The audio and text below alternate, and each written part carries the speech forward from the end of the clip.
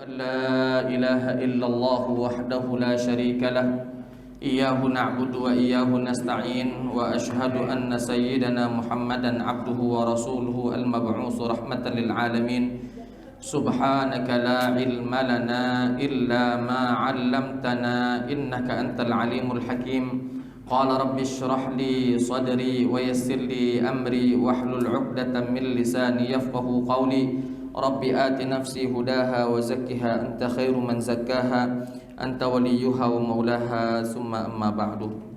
Ma'asyiral hadirin jamaah salat subuh Masjid Baitur Rahman yang dimuliakan oleh Allah Subhanahu wa taala. Syukur alhamdulillah di subuh hari Sabtu ini kembali kita dipertemukan oleh Allah Subhanahu wa taala dalam kondisi sehat walafiat. Salawat beriringkan salam semoga selalu tercurahkan kepada junjungan kita baginda Nabi besar Muhammad sallallahu alaihi wasallam. Bapak Ibu hadirin wal hadirat rahimakumullah, pada 2 pekan yang lalu kita akhiri kajian tafsir kita di dalam surat Al-Maidah ayat 43. Maka pada subuh hari ini insyaallah kembali kita akan melanjutkan kajian tafsir kita di surat Al-Maidah ayat 44, Al-Maidah ayat 45, kalau memang memungkinkan waktu kita sampai Al-Maidah ayat 46 dan 47. Sebelum kita mencoba mengkaji, mentafsirkan ayat-ayat tersebut, alangkah baiknya jikalau kita baca terlebih dahulu ayat-ayat yang akan kita tafsirkan. A'udzu billahi minasy syaithanir rajim.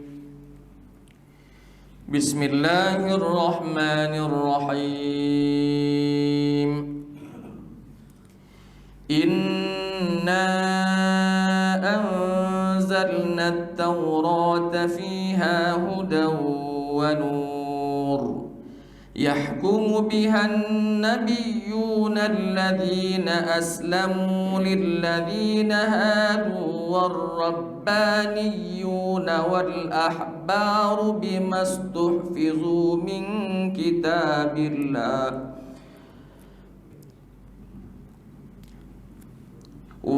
والربانيون والأحبار بما استحفظوا من كتاب الله وكانوا عليه شهداء فلا تخشوا الناس واخشوني ولا تشتروا بآياتي ثمنا قليلا ومن لم يحكم بما أنزل الله فأولئك هم الكافرون وكتبنا عليهم فيها أن النفس بالنفس والعين بالعين والأنف بالأنف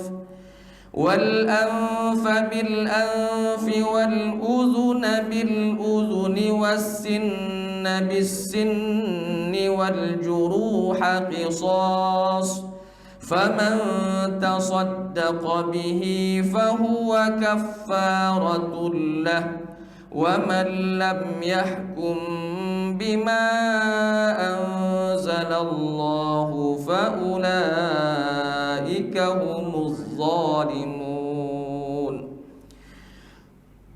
وقفينا على آثارهم بعيسى ابن مريم مصدقا لما بين يديه من التوراة وآتيناه الإنجيل فيه هدى ونور ومصدقا لما بين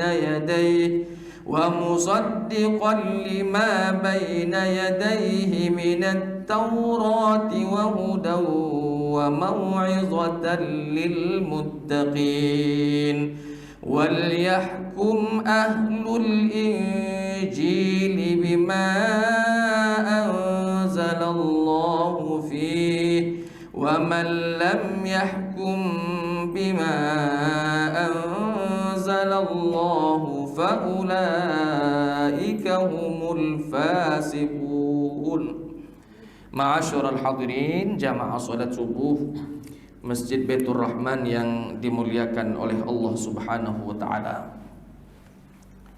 Di dalam Al-Qur'an surat Al-Maidah ayat 44 ini Allah Subhanahu wa taala menjelaskan kepada kita bahwa sesungguhnya Allah Subhanahu wa taala menurunkan kitab Taurat kepada Nabi Musa alaihi salam agar supaya dijadikan petunjuk kitab suci tersebut, dijadikan pedoman, dijadikan buku panduan di dalam kehidupan mereka.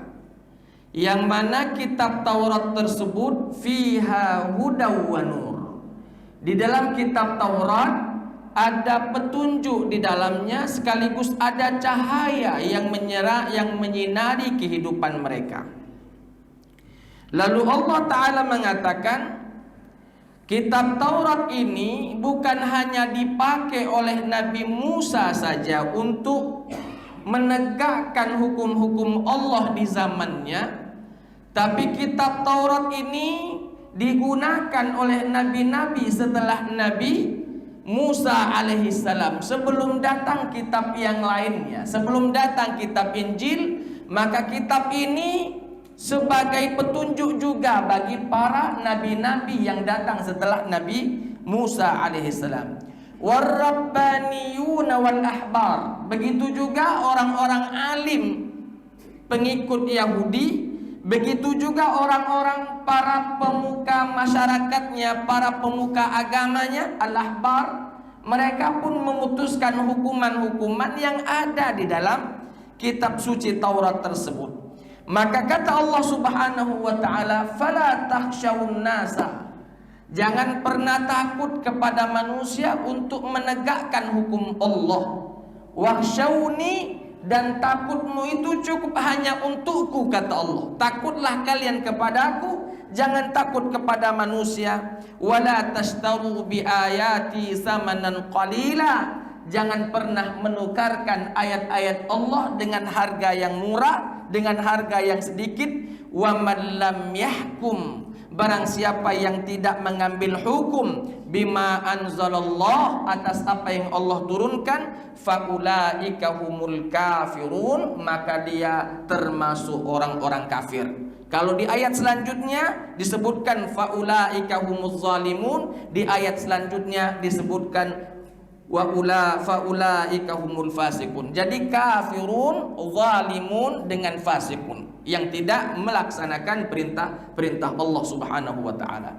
Ayat-ayat ini turun ma'asyiral hadirin, atau kita sebut dengan asbabun nuzulnya ayat-ayat ini di Madinah sebelum Nabi Muhammad sallallahu alaihi wasallam hijrah ke Madinah, yang mana Madinah tersebut dinamakan dengan nama Yathrib.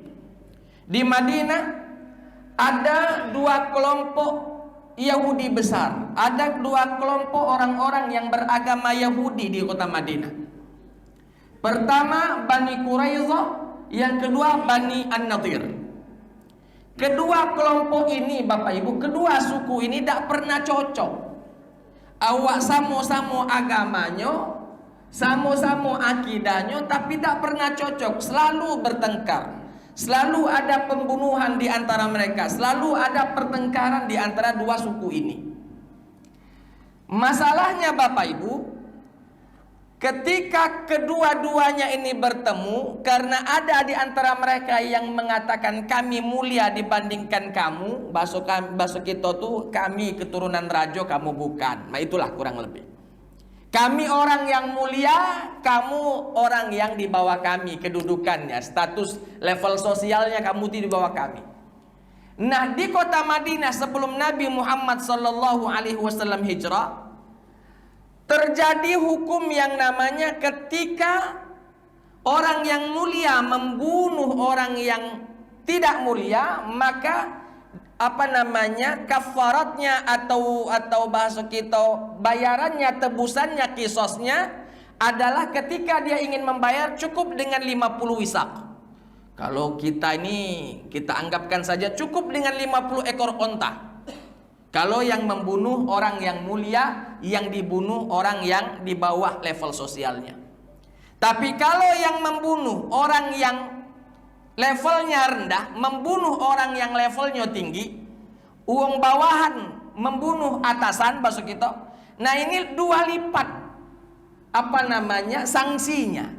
Kalau yang tadi orang yang mulia membunuh orang yang bawahan tadi cukup 50 onta saja. Kalau yang bawahan membunuh orang yang atasannya maka 2 kali lipat 100 onta.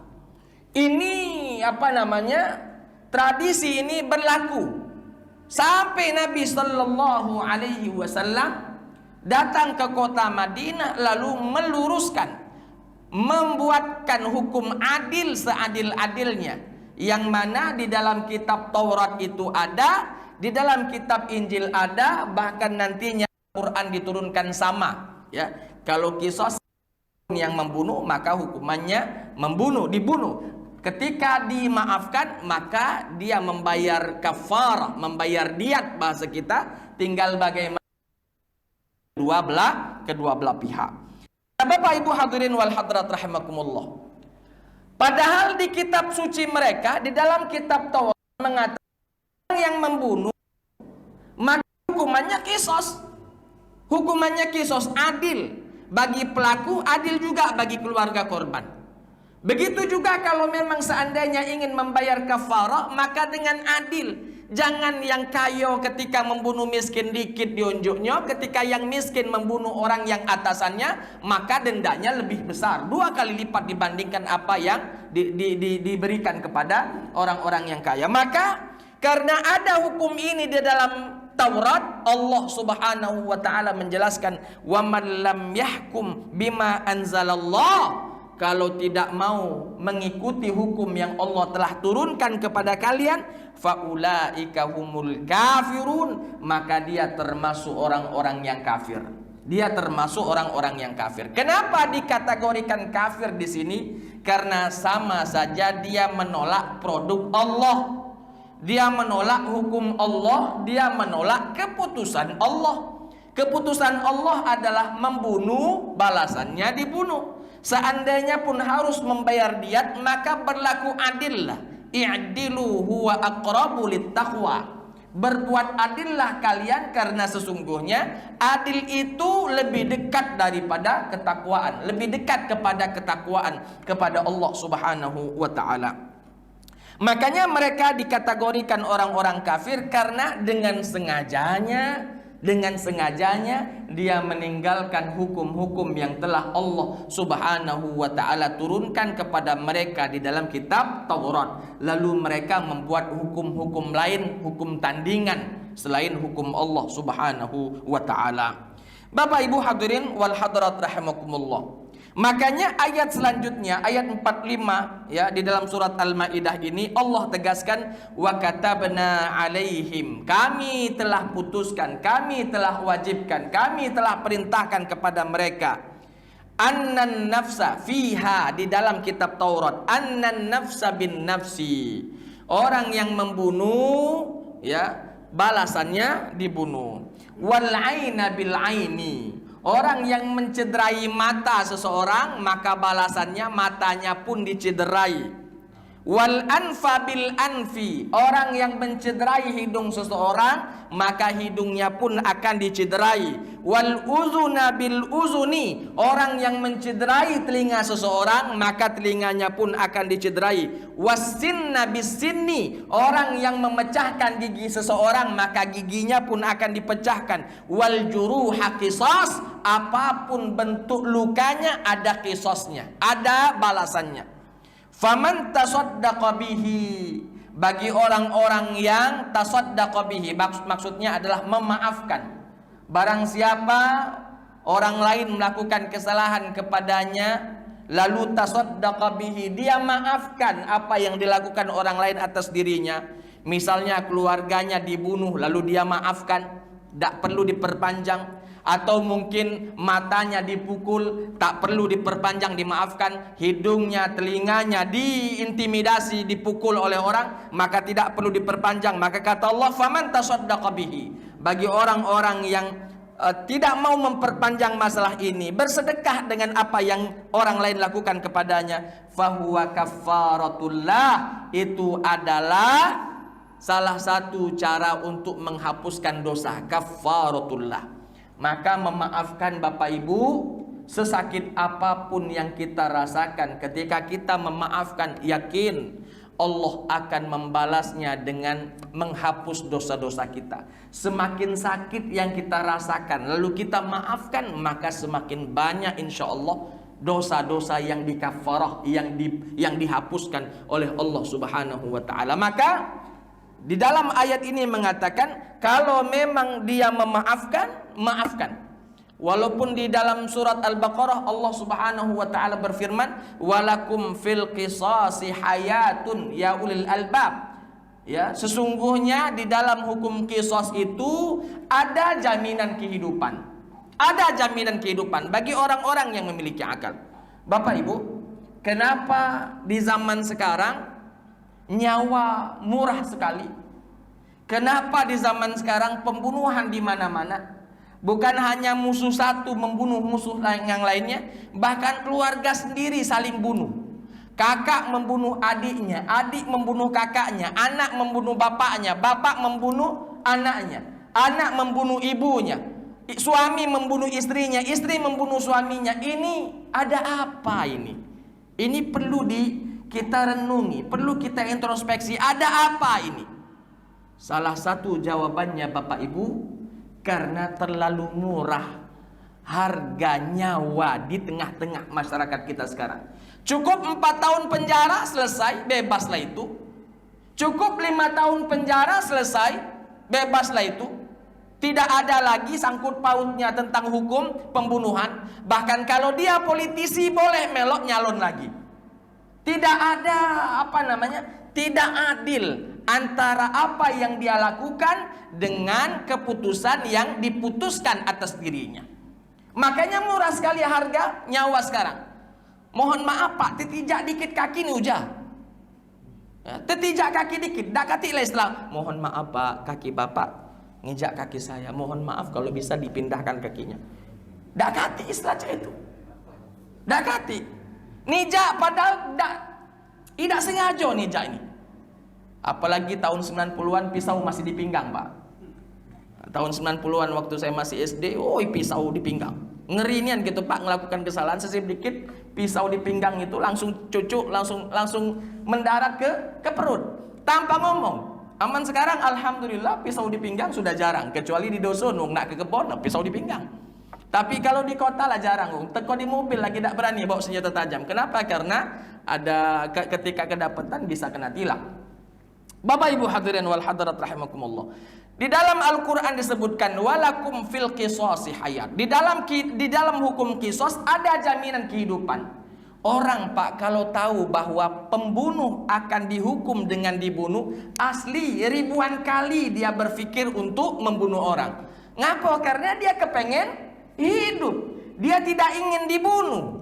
Dia tidak ingin dibunuh. Makanya ketika ada hukum qisas, orang pasti berpikir dengan amat sangat dalam, panjang pikirannya kalau ingin membunuh seseorang. Kenapa? Karena orang yang membunuh balasannya dibunuh.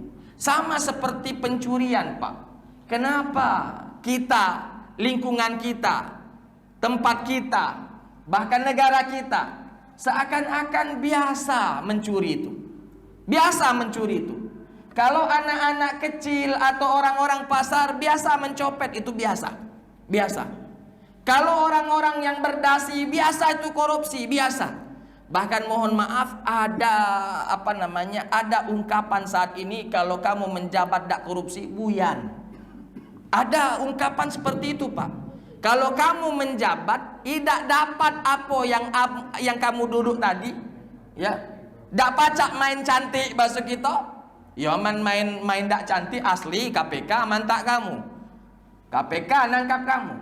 Tapi katanya masa kamu dak pacak main cantik?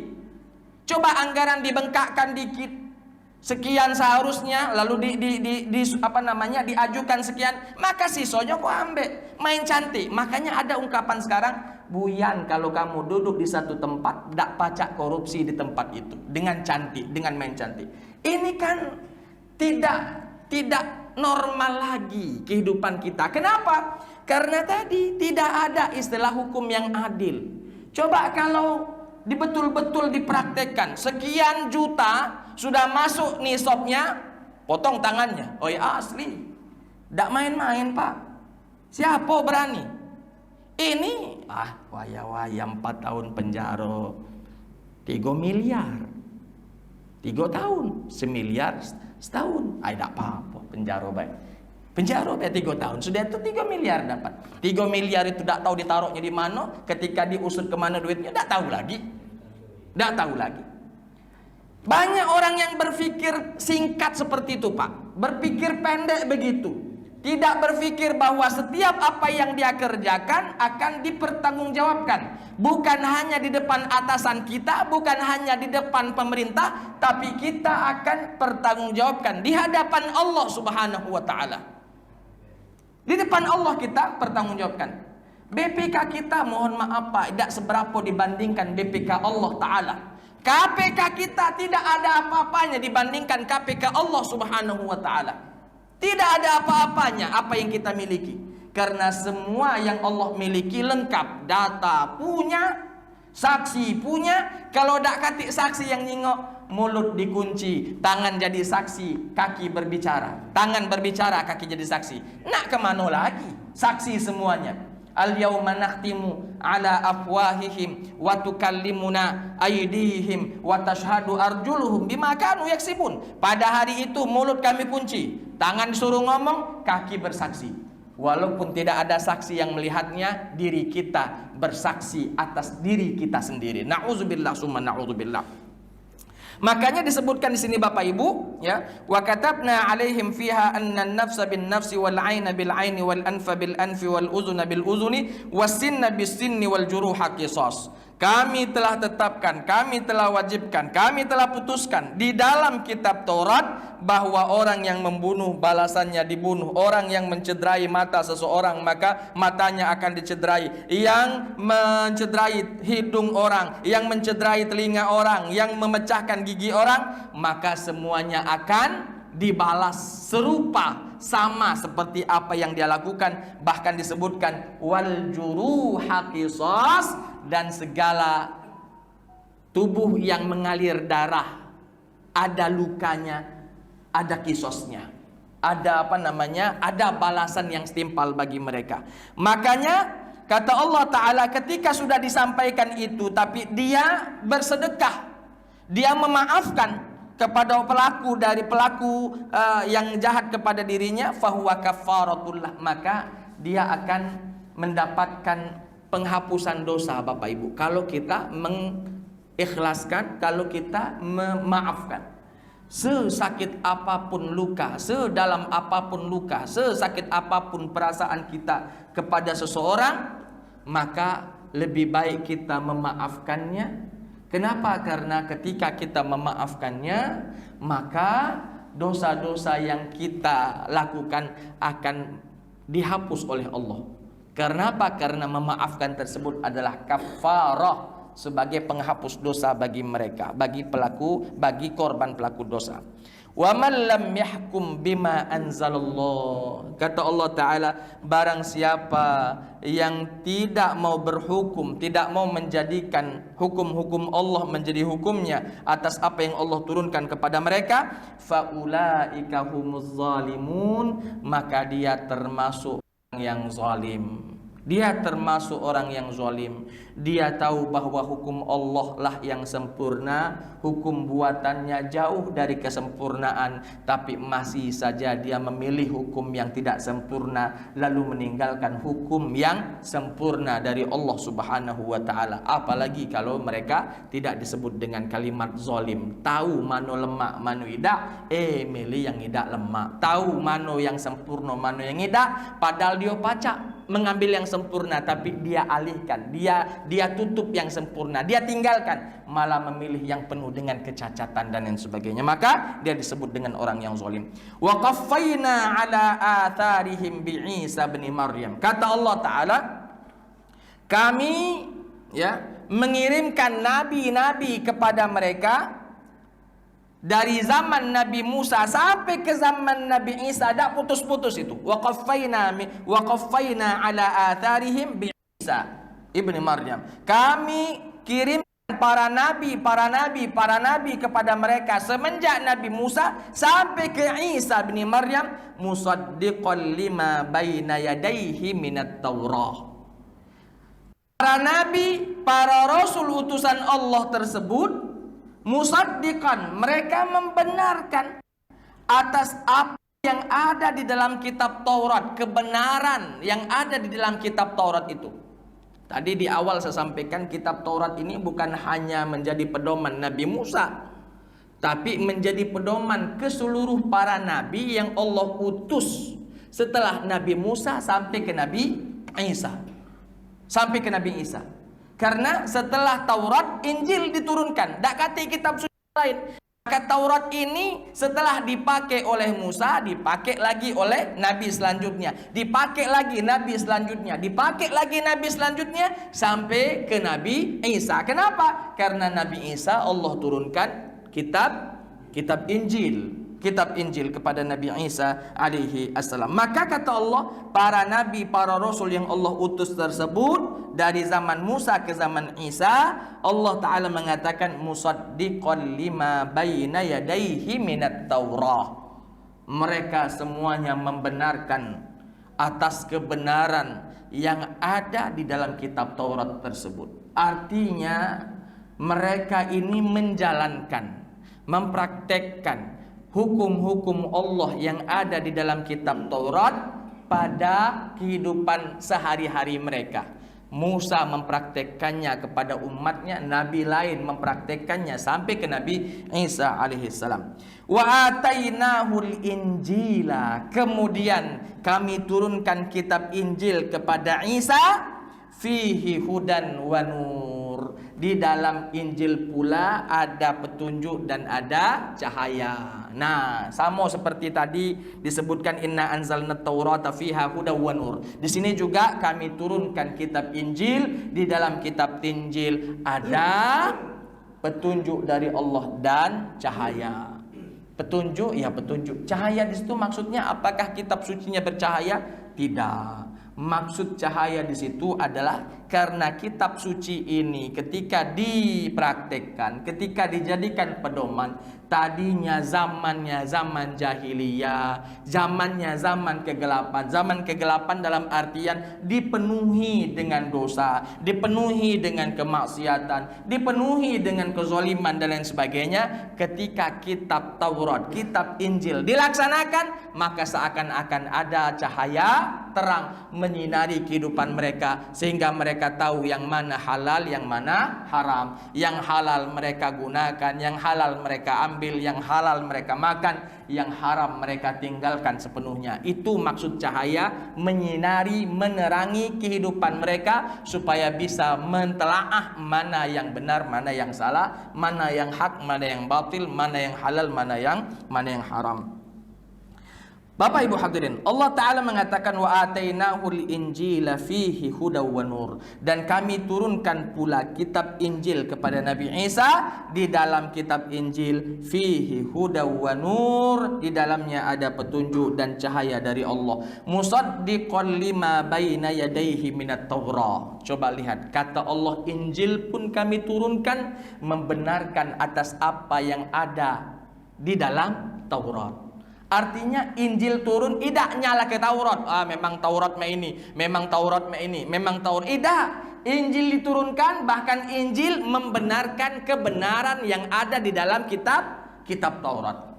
Inilah menunjukkan bahwa mereka itu satu sumber. Tidak kado saling salah. Kalau saling salah berarti Injil dari siapa, Taurat dari siapa. Karena Injil dan Taurat datangnya dari Allah, satu sumber, maka mereka ini tidak saling menyalahkan, tapi saling mengisi. Injil membenarkan, Taurat memang benar cak ini, Taurat memang benar cak ini, Taurat memang benar cak ini. Kenapa? Karena sumber yang sama, minallahi azza wa jalla, dari Allah subhanahu wa ta'ala. Maka disebutkan musaddiqan lima baina yadayhi dan kitab Taurat itu pun membenarkan atas apa yang ada di dalam kitab Taurat, wahudan sebagai petunjuk bagi manusia, wa mau'izatan sebagai peringatan nasihat kepada manusia, lil muttaqin bagi orang-orang yang ingin menjadi bertakwa, ingin menjadi orang yang bertakwa. Maka kitab Taurat, kitab Injil sebagai petunjuk dalam kehidupan kita. Ingat, pada zamannya, kitab Taurat pada zamannya, kitab Injil pada zamannya. Jangan sampai kita salah memahami, Pak. Oh, berarti kalau itu pagi ini kita ke Gramedia lah, kita belilah Injil, kita belilah Zabur, kita belilah Galo-Galo misalnya. Tidak perlu. Itu pada zamannya sebagai hudan wa nur. Tapi semenjak Nabi Muhammad SAW diutus oleh Allah menjadi khatamun nabiyyin, menjadi penutup para nabi, lalu diberikan kitab suci Al-Quran kepadanya, maka Al-Quran inilah yang selayaknya kita amalkan dalam kehidupan kita sehari-hari. Betul Allah turunkan 4 kitab suci. Zabur kepada Nabi Daud, Taurat kepada Nabi Musa, Injil kepada Nabi Isa, Al-Quran kepada Nabi Muhammad sallallahu alaihi wasallam. Ketiga-tiga yang di atas sebelum Al-Quran ini, kita hanya berkewajiban untuk iman secara global. Ya, kami beriman bahwa Allah turunkan Taurat kepada Musa, Allah turunkan Zabur kepada Daud, Allah turunkan Injil kepada Isa. Kami beriman, tapi tidak ada perintah dan tidak ada tidak ada perintah dari Allah agar supaya kita menjalankan ketiga kitab suci sebelum Al-Quran. Kenapa? Karena kita umat Muhammad, maka yang diperintahkan untuk mengamalkan kitab suci itu hanyalah kitab suci Al-Quran. Barang siapa yang mengamalkan Al-Quran, maka sama saja dia telah mengamalkan 3 kitab suci sebelumnya. Orang yang meninggalkan Al-Quran, yang mendustakan Al-Quran apapun agamanya, berarti sama saja dia telah mendustakan ketiga kitab suci sebelum Al-Quran. Kenapa? Karena keempat kitab suci tersebut datangnya dari Allah, tapi 3 kitab suci sebelum Al-Quran, bahasa kita kalau nak dibahasakan sudah expired. Masa berlakunya sudah selesai, tidak berlaku lagi. Maka yang aktif sekarang, yang berlaku sekarang hanya Al-Quran. Maka ketika Anda dulu penganut agama yang mempercayai Taurat, yang mempercayai Injil, mempercayai Zabur, maka setidaknya kalian harus mempercayai Al-Quran. Kalau Anda sudah percaya pada Al-Quran, maka Anda setidaknya harus memeluk ajaran agama Islam, karena Islam yang dibawa oleh Nabi Muhammad SAW, di dalamnya ada kitab suci yang bernama Al-Quran. Maka Allah Ta'ala di dalam ayat 47 di dalam surat Al-Maidah ini, wal yahkum ahlul injili bima anzalallahu fi. Kata Allah, bagi orang-orang Nasrani pengikut Nabi Isa, wal yahkum ahlul injil, maka selayaknya mereka menjadikan Injil sebagai hukum mereka, bima anzalallahu fi, atas apa yang telah Allah turunkan di dalam kitab Injil tersebut. Wa man lam yahkum bima anzalallah, barang siapa yang tidak mau menghukum, tidak mau menjadikan hukum atas apa yang Allah telah turunkan kepada mereka, faulaika humul fasiqun, maka dia termasuk orang yang fasik. Apa arti fasik? Fasik adalah pelaku dosa, Pak. Semua orang yang melakukan dosa disebut fasik. Semua orang yang melakukan dosa disebut fasik. Orang yang fasik itu umum. Kalau musyrik, dia sudah musyrik sekaligus fasik. Kenapa? Karena musyrik melakukan kesyirikan adalah dosa. Artinya dia musyrik sekaligus fasik. Tapi kalau orang fasik belum tentu musyrik. Kenapa? Mungkin yang dilakukannya adalah zina, bukan kemusyrikan. Mungkin yang dia lakukan hanyalah pencurian, bukan kemusyrikan. Maka orang yang melakukan zina, yang melakukan pencurian dan lain sebagainya, bukan hal-hal kemusyrikan, maka dia dikategorikan orang yang fasik. Jadi orang yang fasik umum segala bentuk kesalahan yang dilakukan, maka dia dikategorikan fasik. Tapi orang musyrik itu khusus, orang yang melakukan dosa syirik saja disebut musyrik, Mungkin akan ada yang bertanya, Ustadz, kita Indonesia ini mayoritas beragama Islam, tapi Al-Quran tidak dijadikan pedoman. Al-Quran tidak dijadikan sebagai pokok landasan di dalam kehidupan di negara kita. Apakah kita termasuk di dalam faulaika humul kafirun, atau faulaika humuz zalimun, atau faulaika humul fasiqun? Apakah kita termasuk orang kafir karena kita tidak mengamalkan, tidak menjalankan hukum-hukum Allah di dalam Al-Quran? Contoh, hukum mencuri, kisos ada tuh, hukum mencuri ada. Kalau sudah sampai batasannya maka dipotong lengannya. Orang yang berzina, yang sudah menikah, maka dihukum rajam, dibenam setengah badan, lalu dilempar dengan batu sampai mati. Orang yang berzina belum menikah, dia laki-laki maupun perempuan belum menikah, maka dia dihukumi dengan hukuman cambuk 100 kali, lalu ditagrib. Ditagrib itu artinya diasingkan selama setahun. Orang yang melakukan kesalahan itu di dalam Al-Quran sudah ada batasan-batasannya, sudah ada hukum-hukuman yang pas dari Allah Ta'ala, tapi kita tidak melakukannya. Apakah kita termasuk orang kafir? Jawabannya Bapak Ibu, jawabannya adalah tidak. Kenapa? Karena orang yang kafir tidak menjalankan perintah Allah, tidak menjalankan hukum Allah sehingga mereka kafir, itu adalah orang yang meninggalkan hukum-hukum Allah dengan sengaja, bukan terpaksa. Gitu Pak, kalau disuruh milih, kau nak milih mana? Jelas Al-Quran, aman aku disuruh milih. Jelas Al-Quran yang ku pilih. Nyari hukum mana lagi? Ini hukum Allah, Allah yang maha tahu. Semua hukum-hukumnya pasti bijaksana daripada hukum Belanda. Misalnya, mohon maaf, kalau aku disuruh milih Al-Quran, ku pilih. Tapi karena ini atas kesepakatan orang banyak, tidak baca aku dewek teriak-teriak, asli kena tangkap. Ini Islam garis keras ini, pasti itu. Makanya kita terpaksa kita jalankan. Apalagi di dalam kitab undang-undang kita, ya walaupun tidak semua, tapi sebagian ada yang mencerminkan Al-Quran. Walaupun tidak semuanya, saya katakan tidak semuanya, tapi ada sebagian mencerminkan isi kandungan Al-Quran. Keadilan harus ditegakkan, ya Al-Quran itu. Allah itu, Tuhan itu Esa, ya Tuhan yang Maha Esa, Qul huwallahu ahad, itu juga dalam Al-Quran. Bercerita tentang sosial banyak dalam Al-Quran. Bercerita tentang persatuan, Al-Quran banyak menceritakan tentang persatuan. Bercerita tentang kerakyatan, ya dipimpin oleh hukum, dipimpin oleh pemimpin, di dalam Al-Quran juga banyak. Keadilan itu juga banyak dalam Al-Quran. Artinya walaupun tidak semuanya di dalam undang-undang kita produk Al-Quran, tapi setidaknya adalah nuansa-nuansa Al-Quran di dalam undang-undang kita. Itu pun sudah syukur alhamdulillah. Daripada kita maju berperang atau melawan tentara dan ini tidak jadi, tidak sesuai dengan syariat.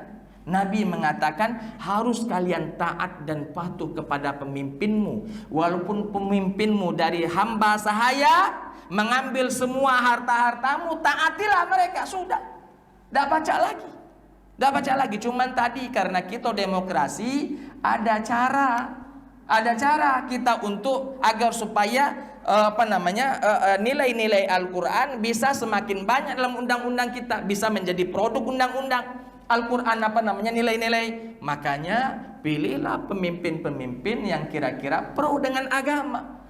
Pilihlah para dewan-dewan yang kira-kira pro dengan agama.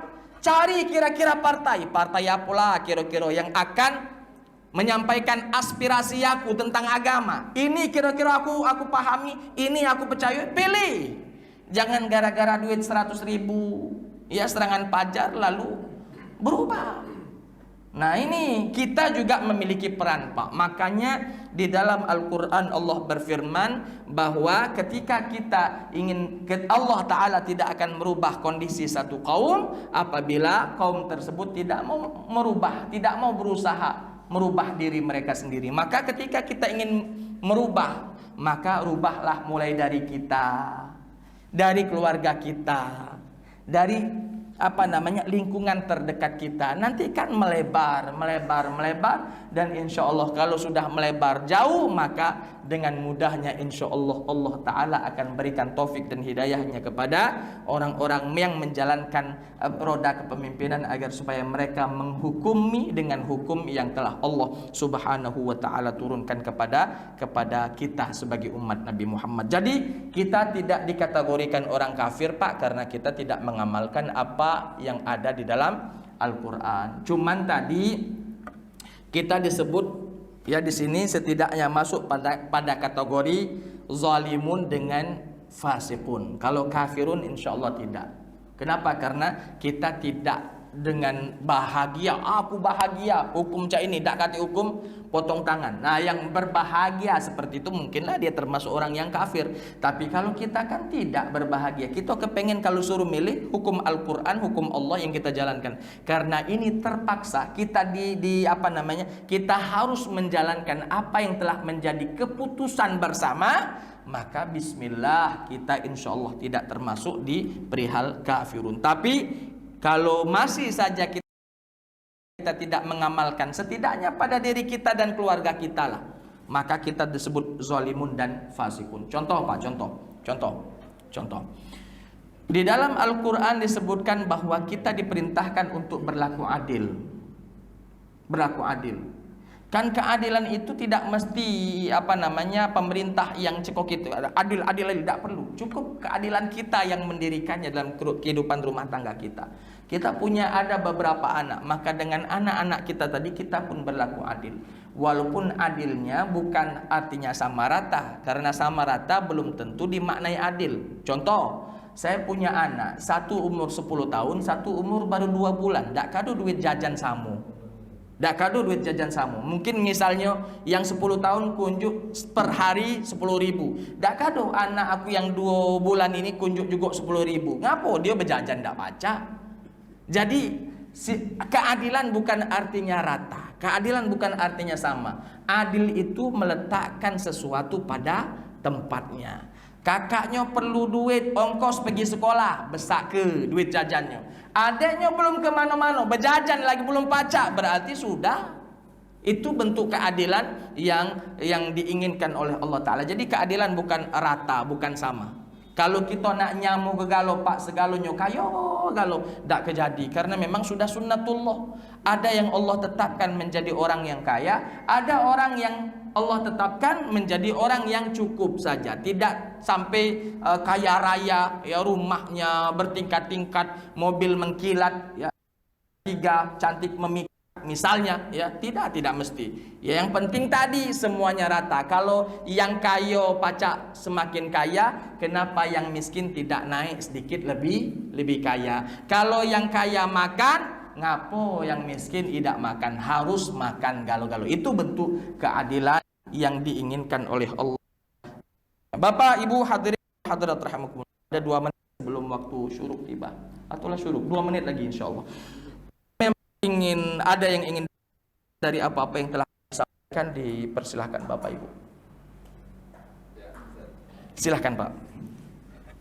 Pelaksanaan kisos ini apakah sekaligus merupakan penebus dosa?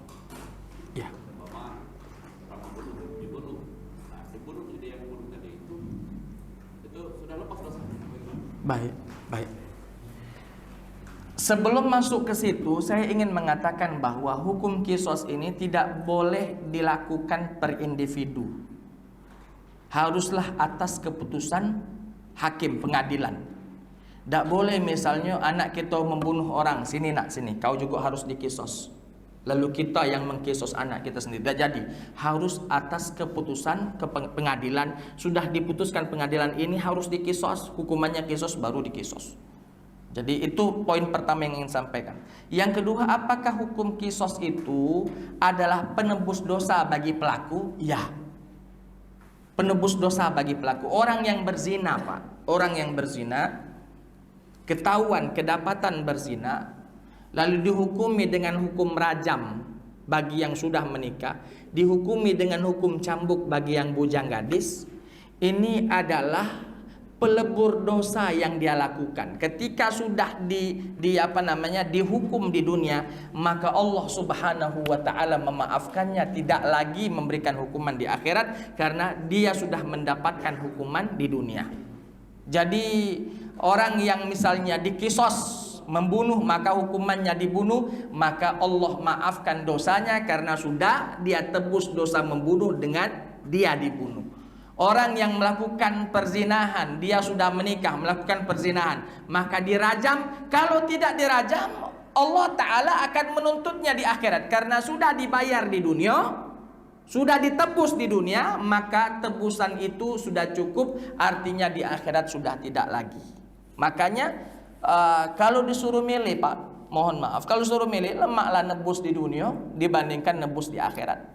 Nebus dunia selesai, tapi kalau nebus di akhirat selama-lamanya, khalidina fiha, sisip dikit. Apalagi orang yang membunuh dengan sengaja, lawan bisnis dibunuhnya, lawan politik dibunuhnya. Kan disebutkan dalam Al-Quran, orang yang membunuh satu orang, faka'annama qatalan nasa jami'a, sama seperti orang membunuh orang yang banyak. Sebanyak orang itu seakan-akan dia bunuh semuanya, padahal cuma sikok yang dia bunuh. Kalau dia tidak bertaubat kepada Allah Subhanahu wa taala. Mungkin nanti ada lagi pertanyaan, Ustadz, kalau begitu seandainya saya sudah pernah melakukan perzinahan, apakah saya harus dikisos? Jawabannya tidak. Pak, kisos itu dilakukan apabila kedapatan, mendak kedapatan tidak. Ya. Kalaupun kedapatan, cukup dak buktinya. Cukup dak buktinya.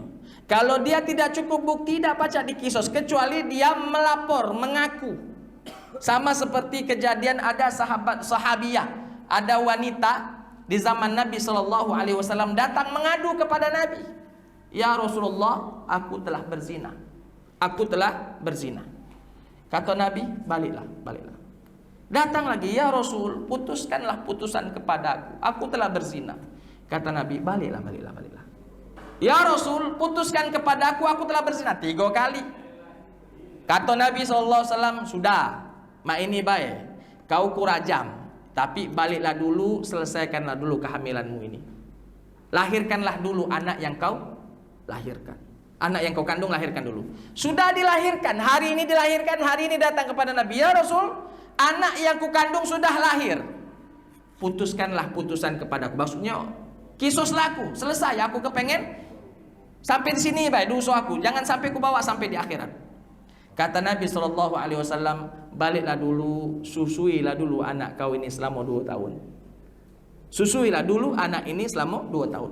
Lah sudah selesai masa susuannya habis, haulaini kamilaini liman arada an yutimmar radha'ah, 2 tahun lamanya telah menyempurnakan susuan kepada anaknya, datang kepada Nabi, ya Rasul, putusanlah kepadaku, anakku sudah kususui selama 2 tahun, selesai sudah. Maka karena dia nuntut, dia kepengen nian, bismillah, dikisos oleh Nabi.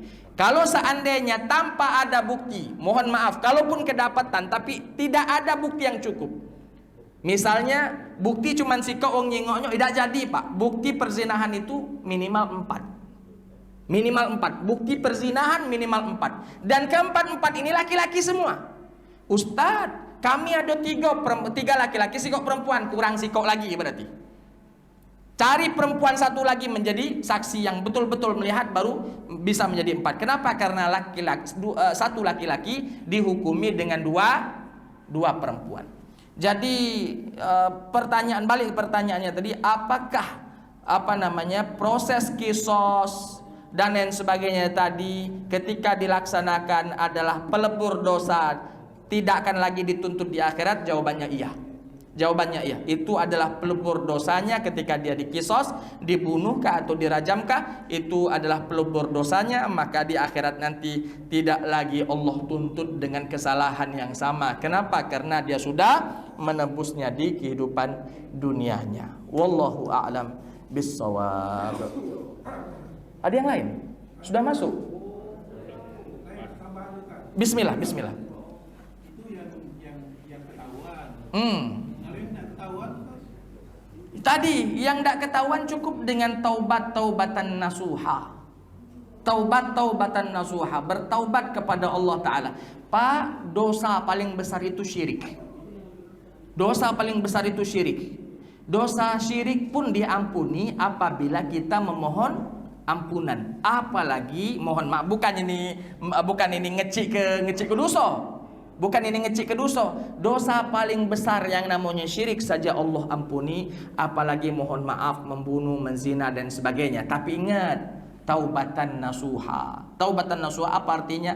Taubat sebenar-benarnya taubat, berjanji tidak akan pernah melakukannya kembali, tak akan pernah melaksanakannya kembali. Itu taubatan nasuha. Maka yang sudah berlalu biar berlalu, selesai, tutup buku, jangan bercerita sambung. Kenapa? Karena di dalam sebuah hadis Nabi, Allah Subhanahu wa taala akan menutupi aib seseorang apabila orang tersebut mau menutupi aibnya sendiri. Kalau aibnya dipublikasikan, aibnya diumbar-umbar, sudah kata Allah, apalagi nak ditutupi. Dia dewe yang mempublikasikannya. Makanya taubatan nasuha, diam saja, jangan pernah ulangi lagi.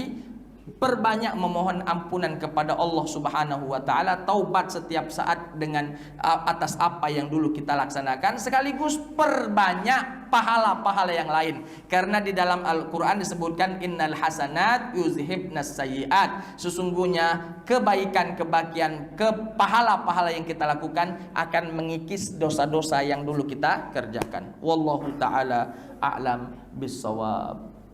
Jadilah. Baik, itu saja mungkin yang bisa saya sampaikan pada kesempatan kali ini. Mohon maaf kalau di sana sini ada kesalahan dan khilafan. Jumpa lagi insyaallah pada lain kesempatan. Hadanallahu wa iyyakum ajma'in. Assalamualaikum warahmatullahi wabarakatuh.